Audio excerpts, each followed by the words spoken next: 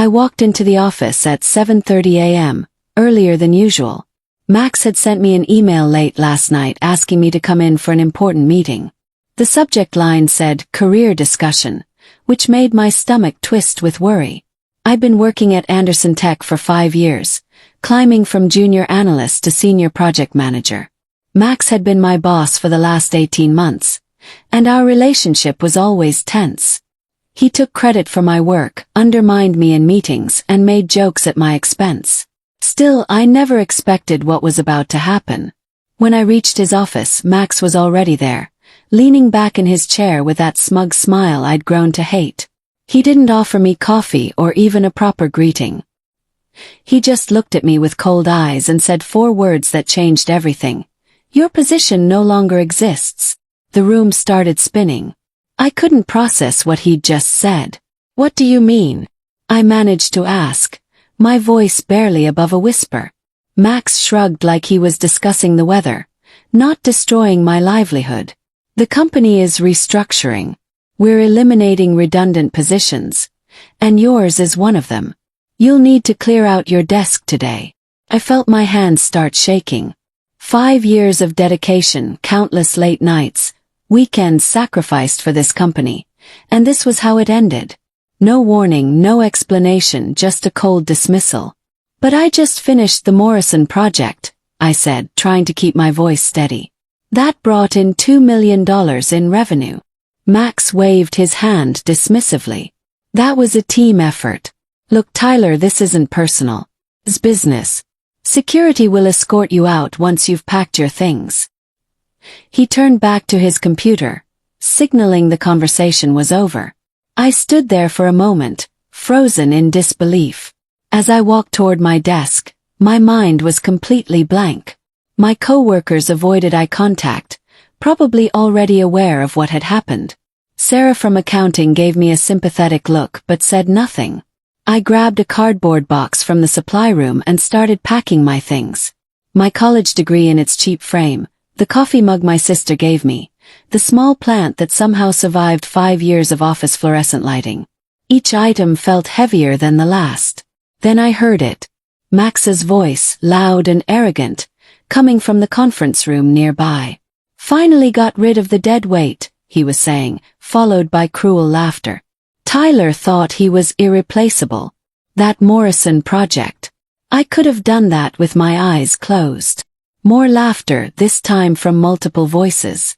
HR was in there with him, joining in on the joke about my termination. I felt rage burning in my chest, but I forced myself to stay calm. Losing my temper now would only give Max more ammunition against me. I finished packing my box and walked toward the exit, my head held high despite the humiliation crushing down on me. The security guard, Marcus, looked genuinely sorry as he escorted me to the door. "This is wrong, man," he whispered. "Everyone knows you carried half the projects around here." His words were kind, but they didn't make the pain any less sharp. Outside, the morning sun felt too bright, too cheerful for the worst day of my life. I sat in my car for 20 minutes, just staring at the steering wheel. My phone buzzed with notifications. Texts from coworkers expressing shock and support. I ignored them all. Finally, I drove home, my mind racing with a million thoughts. How would I pay my rent? What would I tell my family? Back in my apartment, I collapsed onto the couch and stared at the ceiling. The silence was deafening. For 5 years, my entire identity had been wrapped up in that job. I was Tyler Chen, senior project manager at Anderson Tech. Now I was just Tyler Chen, unemployed and humiliated. I tried calling HR directly, hoping for some explanation or maybe even a mistake that could be corrected. The phone rang 4 times before going to voicemail. The automated message was cold and robotic, offering no comfort or hope. I left a message anyway, asking for clarification about my termination and whether there were any severance packages available. Hours passed. I couldn't eat, couldn't focus on anything. I kept replaying Max's words in my head. "Your position no longer exists." But I knew the truth. My position existed just fine. Max simply wanted me gone because I made him look bad by being competent. As the afternoon sunlight faded, something shifted inside me. The shock and hurt started transforming into something else. Clarity. I sat up and opened my laptop. If Max thought he could just discard me without consequences, he was badly mistaken. I wasn't going to rage or make a scene. That's what he'd expect. Instead, I was going to play the long game. I started by updating my resume, carefully documenting every major project I'd led, every success I'd achieved. The Morrison project, the Chen initiative, the complete overhaul of the client management system. All my work, all my victories laid out in professional detail.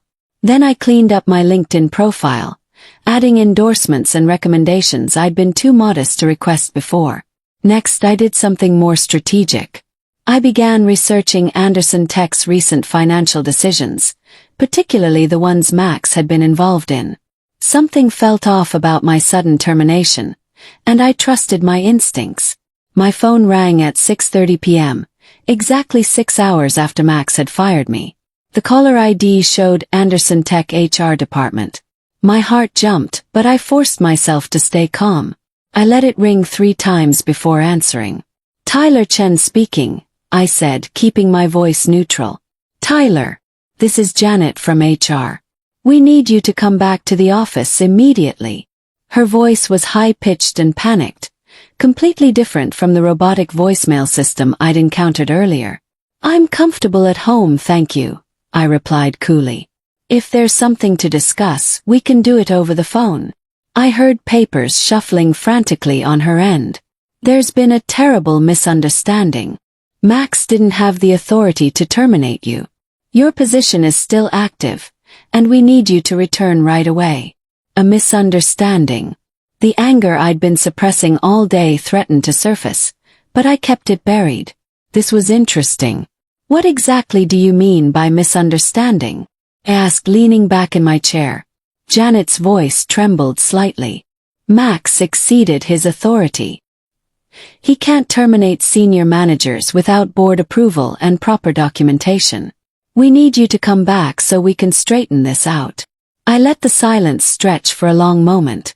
No, I don't think so. What? Janet sounded genuinely shocked. Tyler, you're not fired.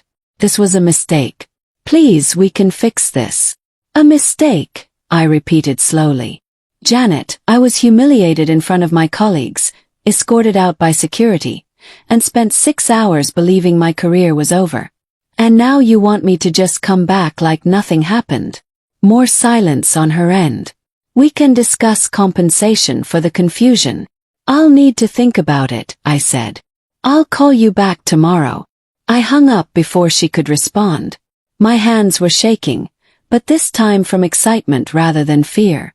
Max had messed up badly, and I was going to make him pay. That night I couldn't sleep. My mind was racing with possibilities and questions. Why had Max fired me without proper authority? What was he trying to hide? I got up at 3 a.m. and made coffee, then opened my laptop again. I started going through my old emails, looking for anything unusual. That's when I found it. 3 months ago, Max had redirected a major contract with Stellar Industries through a consulting firm called MaxBridge Solutions. The name alone made me suspicious. I did a quick search. MaxBridge Solutions was registered to someone named Maxwell Morrison.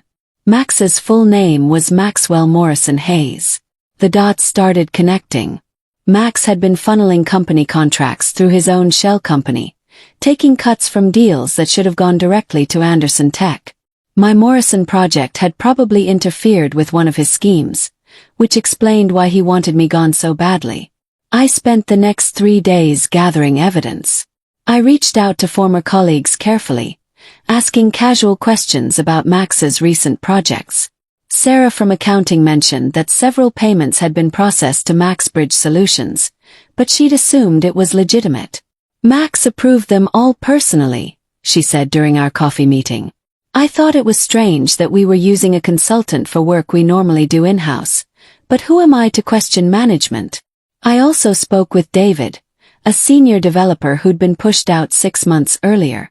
Max said my code wasn't up to standard, David told me bitterly. But I'd been getting excellent reviews for 3 years. Then suddenly I'm incompetent. I think I got too close to something he didn't want me to see. The pattern was becoming clear. Max eliminated anyone who might expose his fraud scheme. I was just his latest target. On the 4th day after my termination, I received a formal offer letter from HR. They wanted me back with a 5% raise and an apology. I didn't respond immediately. Instead, I focused on my real plan. I'd applied to 3 of Anderson Tech's biggest competitors, and 2 had already called me back for interviews. My first interview was with Quantum Systems, Anderson Tech's main rival. The hiring manager, Lisa Rodriguez, was impressed by my portfolio. "The Morrison project alone would make you valuable," she said. "But your entire track record is exceptional. Why are you leaving Anderson Tech?" I chose my words carefully. "Let's just say I've outgrown my current position, and I'm looking for a company that values integrity and competence." Lisa smiled knowingly. "We've heard rumors about management issues over there. Well, Tyler, I think you'd be a great fit for our senior director position. It comes with a 30% salary increase and full benefits." While waiting for Quantum Systems' official offer, I continued documenting Max's fraud.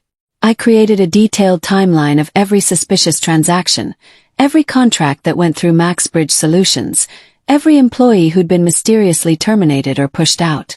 The pattern was undeniable.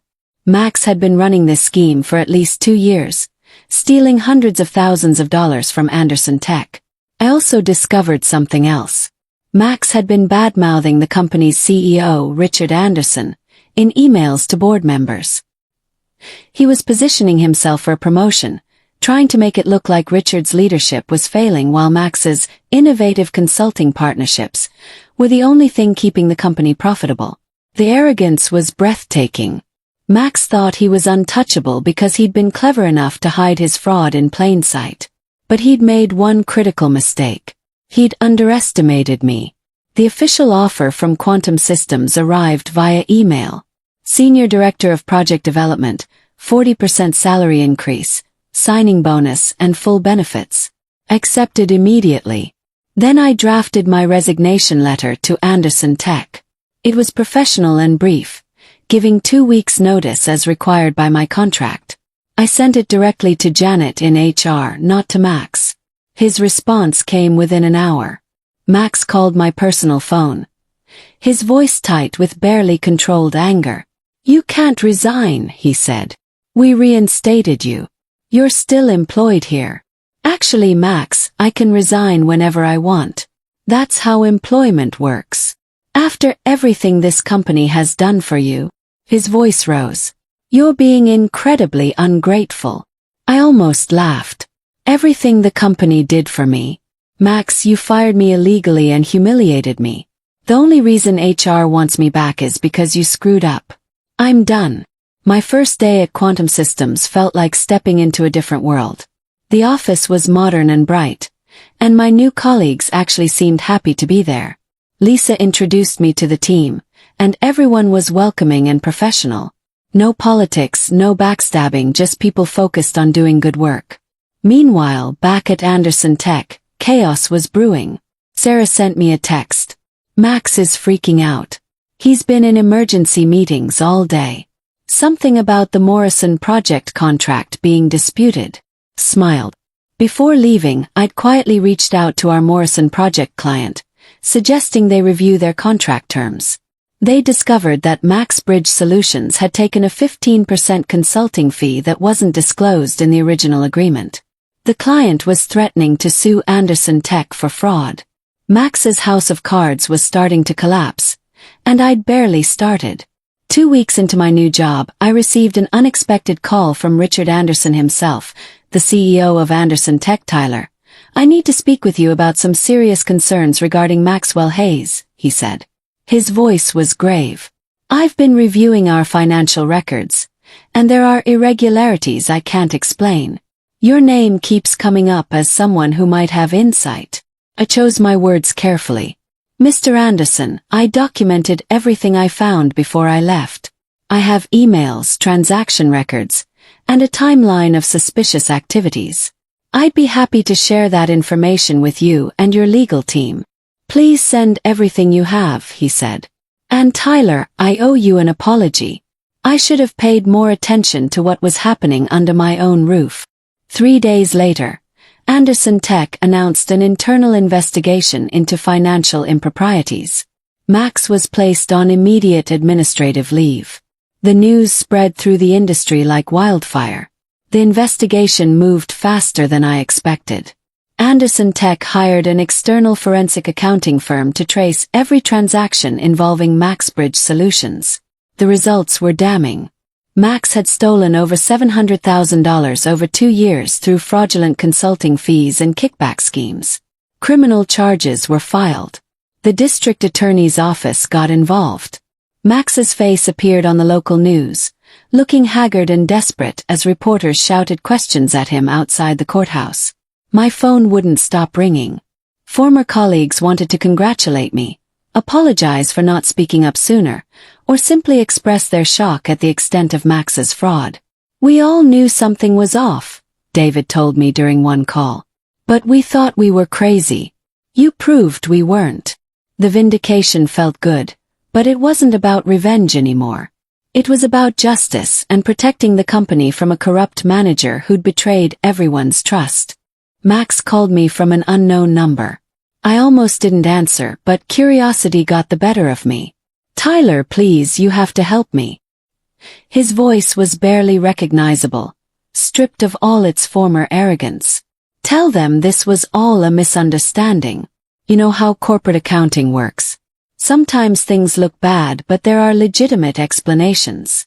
Like funneling contracts through your own shell company? I asked calmly. Like firing anyone who got close to discovering your fraud? It wasn't like that, he protested. I was trying to bring in additional revenue streams. The company was struggling, and I was finding creative solutions.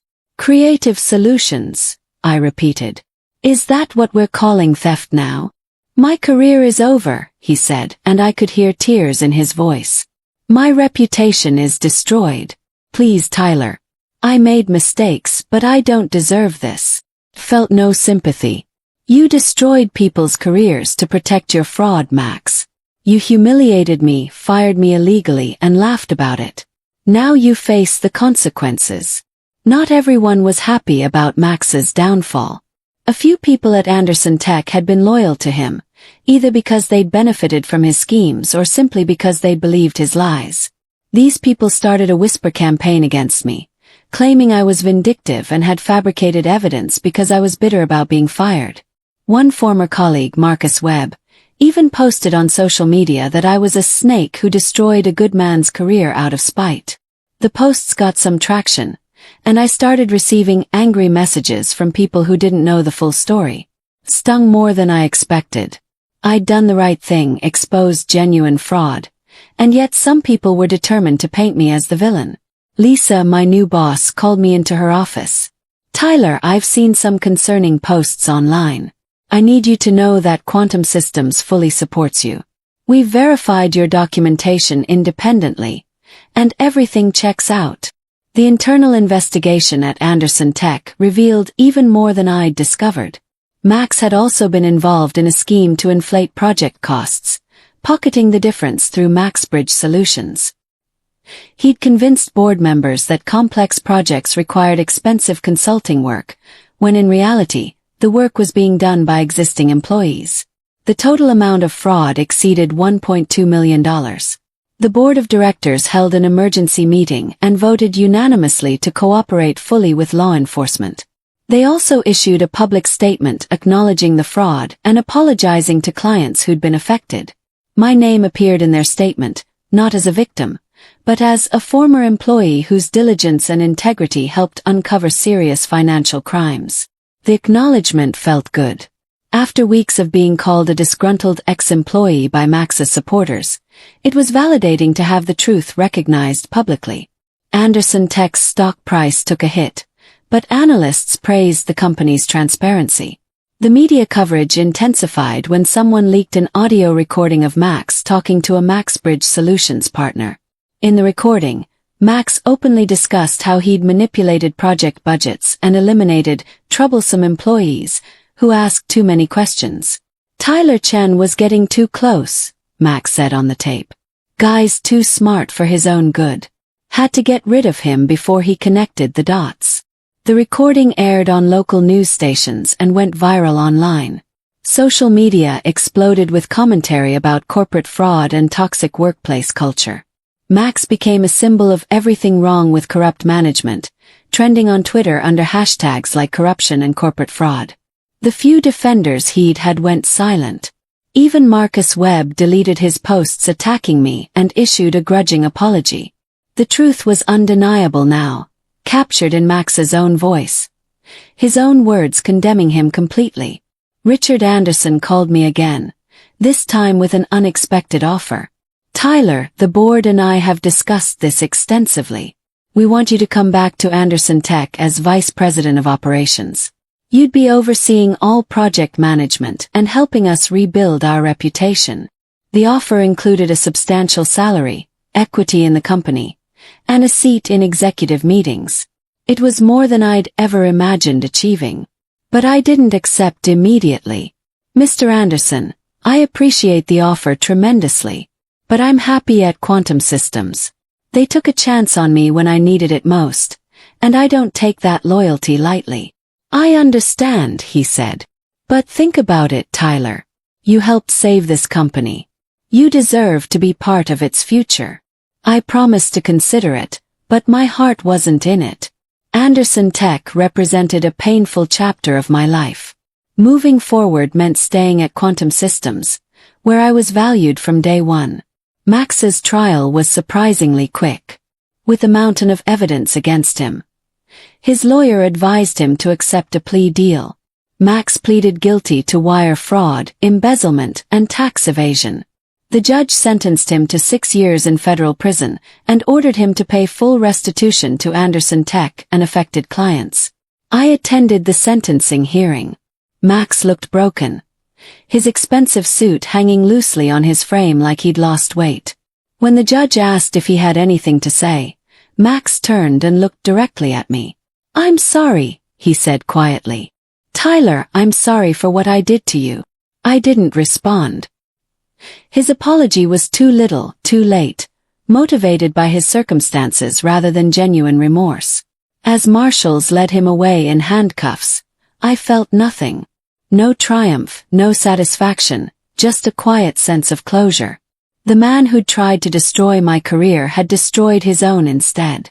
Anderson Tech continued to struggle in the aftermath of the scandal.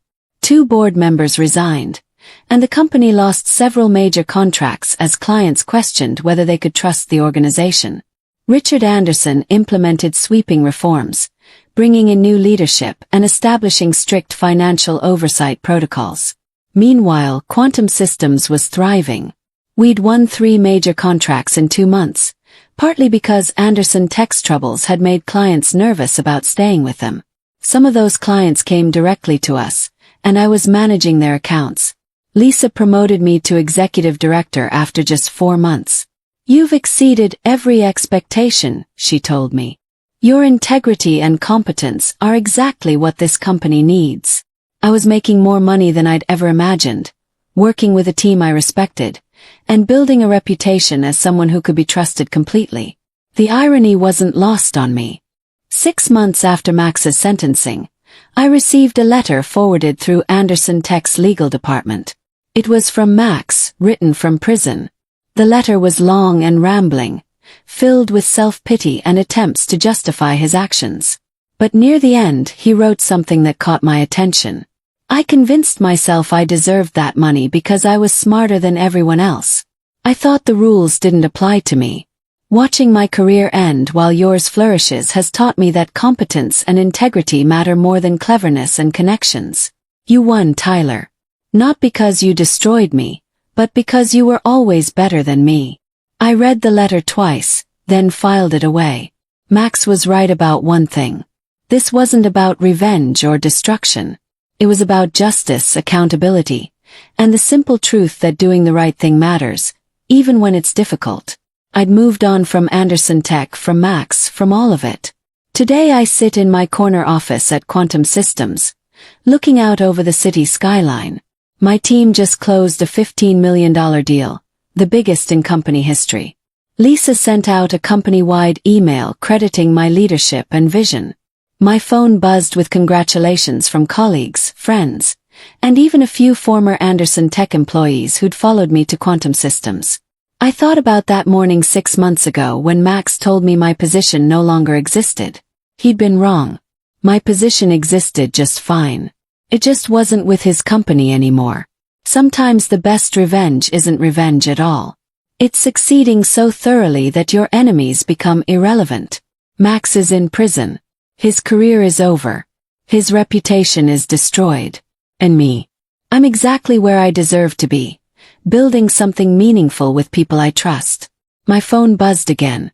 Another message from Anderson Tech's legal department. Max had sent another letter. I deleted it without reading. I was done looking backward. The future was too bright to waste time on the past.